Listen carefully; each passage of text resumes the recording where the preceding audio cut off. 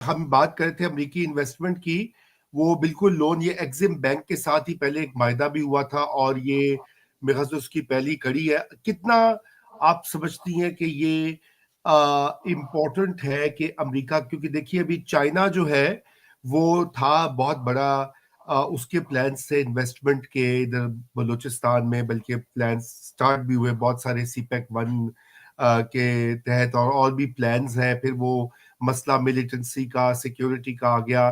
اب امریکہ بھی یہاں پر منرلز والی جنگ میں آ رہا ہے. کیا یہ پاکستان کے لیے پرابلم ہوگا کہ دونوں کمپیٹ کر رہی ہوں گی بڑی پاورز جو ہیں منرلز کے لیے with in the same region?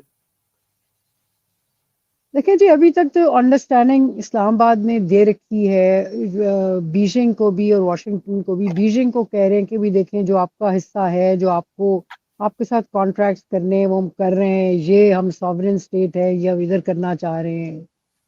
کیونکہ اکانومی کا آئی ایم ایف سے ٹرانش ملنا، پھر یہ ہے کہ ان کا یہ ہے کہ کیونکہ بہت شدید ضرورت ہے ریئر ارتھ منرلز کی، کاپر کی، منرل ریسورسز کی بہت تلاش ہے ٹرمپ کو.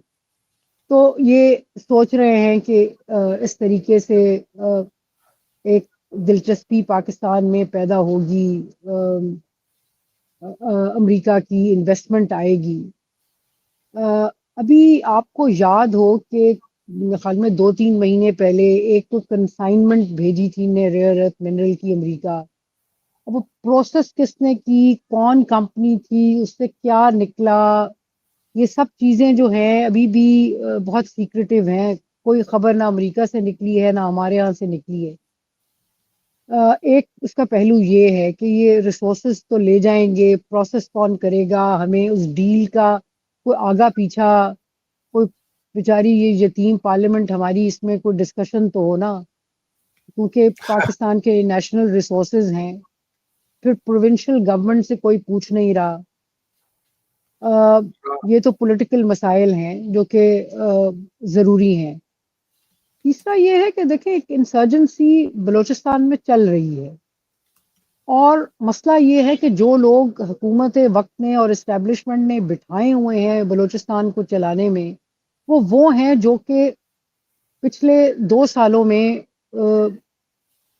جو ہیں وہ بلینئر سے ٹریلینئر، یعنی کہ ارب پتی سے کھرب پتی بن گئے ہیں لوٹ مار کر کے. اور وہ جو وار کی اکانومی ہوتی ہے نا، وہ بڑی دلچسپ ہوتی ہے. تو لگتا ہے کہ وار کی اور کانفلکٹ کی اکانومی جو ہے اس میں کچھ لوگوں کو بڑا مافیاز ہیں جن کو فائدہ مل رہا ہے.